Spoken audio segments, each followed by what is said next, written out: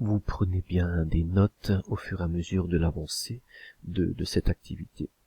Le réactif limitant. Alors, dans la réaction qu'on vous propose, donc en cuisine, on va partir du pain.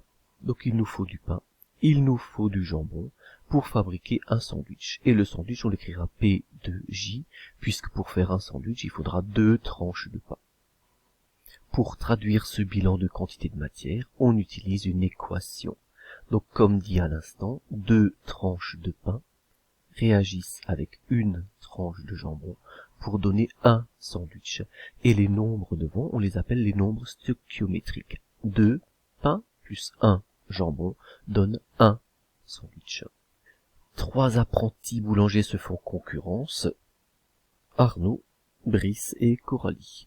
On commence par Arnaud, lui propose en guise d'état initial 10 tranches de pain et 8 tranches de jambon. Pour réaliser ces sandwichs, il nous faut 2 tranches de pain et 1 tranche de jambon, comme l'écrit l'équation. En conservant la stoichiométrie de la réaction, 2 pains réagissent avec 1 jambon, donc 4 pains réagiront avec 2 jambons. 6 pains réagissent avec 3 jambons, toujours en respectant la stoichiométrie. La stoichiométrie, ce n'est rien d'autre qu'une relation de proportionnalité. Chaque fois qu'on augmente le pain, il faudra augmenter le jambon. 2 pour 1, 4 pour 2, 6 pour 3, 8 pour 4. Vous remarquerez que le nombre de tranches de pain est chaque fois le double du nombre de tranches de jambon. On peut poursuivre ainsi jusqu'à 10 tranches de pain et 5 tranches de jambon. Mais, souvenez-vous de l'état initial, Arnaud ne disposait que de 8 tranches de pain, de 10 tranches de pain, et de 8 tranches de jambon. Donc cette réaction ne peut plus se poursuivre puisqu'il n'y a plus de pain. Il a utilisé toutes les 10 tranches de pain. On atteint ce qu'on appelle l'état final. La réaction s'arrête parce qu'il n'y a plus de pain. Vous notez sur votre cahier, le pain est le réactif limitant. Par définition, le réactif limitant est le réactif totalement consommé à la fin de la réaction. À l'état final, on n'en a plus. Il n'y en a plus. Si on fait le bilan pour Arnaud, 10 tranches de pain, on réagit avec 5 tranches de jambon pour donner 5 sandwichs. On respecte toujours la proportionnalité. 10 réagissent avec 5 pour en donner 5. Le réactif limitant est donc le pain, puisqu'il n'en avait que 10 au début, il les a tous utilisés. Et il lui reste 8 tranches de jambon initiales, moins 5 utilisées, c'est-à-dire 3. Donc Arnaud fabriquera 5 sandwichs. L'apprenti suivant, Brice, propose comme état initial 14 tranches de pain et 4 tranches de jambon. On repart de la même stoichiométrie, 2 pour 1, 4 pour 2, 6 pour 3, 8 pour 4.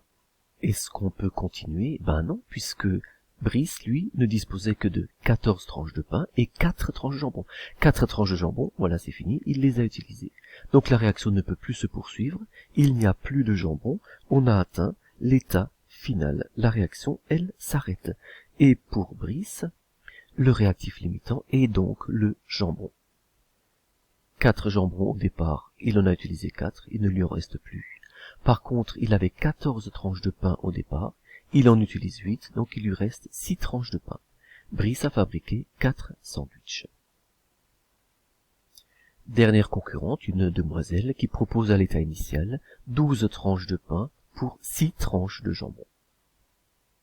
En respectant toujours la proportionnalité, c'est-à-dire la stoichiométrie de la réaction, 2 pour 1, 4 réagissent avec 2, 6 avec 3, et ainsi de suite, 12 avec 6. Il me faut chaque fois le double de tranches de pain par rapport aux tranches de jambon.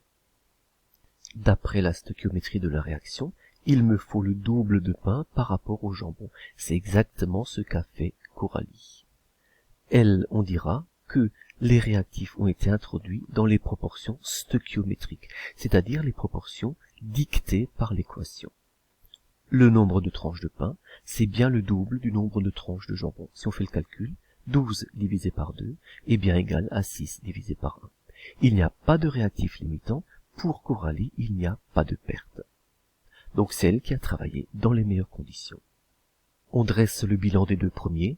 Arnaud, lui, n'a pas eu assez de pain. puisque la quantité de pain divisée par 2 est plus petite que la quantité de jambon. Et Brice, lui, c'est l'inverse. Il n'a pas utilisé assez de jambon. Son réactif limitant, c'est le jambon. Alors que Coralie, elle, n'a pas de réactif limitant.